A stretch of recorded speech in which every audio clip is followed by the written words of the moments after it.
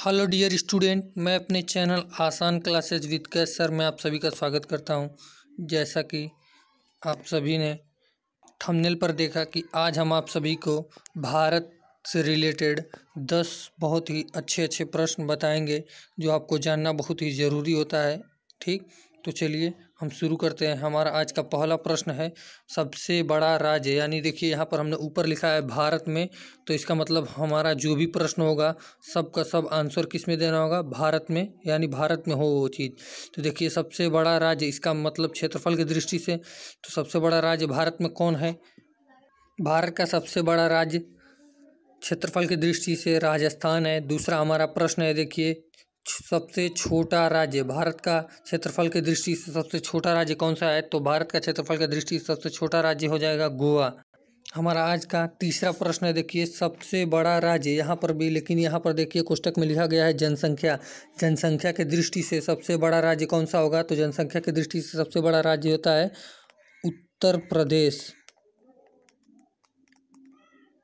उत्तर प्रदेश आज का हमारा चौथा प्रश्न है सबसे छोटा राज्य, यानी जनसंख्या की दृष्टि, देखिए कोष्टक में लिखा है जनसंख्या की दृष्टि से, तो जनसंख्या की दृष्टि से सबसे छोटा राज्य कौन सा होगा? तो वो हो जाएगा सिक्किम।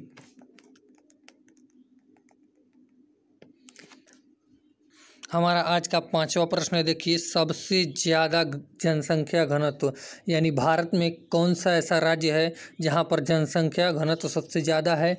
तो वो हो जाएगा बिहार। ठीक, बिहार में जनसंख्या घनत्व सबसे अधिक है।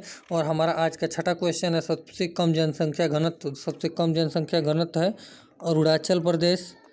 अरुणाचल प्रदेश में सबसे कम जनसंख्या घनत्व है। फ्रेंड्स, आप सभी हमें कमेंट में बताइएगा कि आपको इन 10 प्रश्नों में से कितने प्रश्नों के सही आंसर मालूम थे। तो चलिए देखिए हमारा आज का 7वां प्रश्न है सबसे बड़ी नदी, यानी भारत की सबसे बड़ी नदी कौन सी है? तो हमारी सबसे प्रिय नदी गंगा, जिस पर बहुत सारे अभियान भी सफाई के अभियान भी चलते हैं।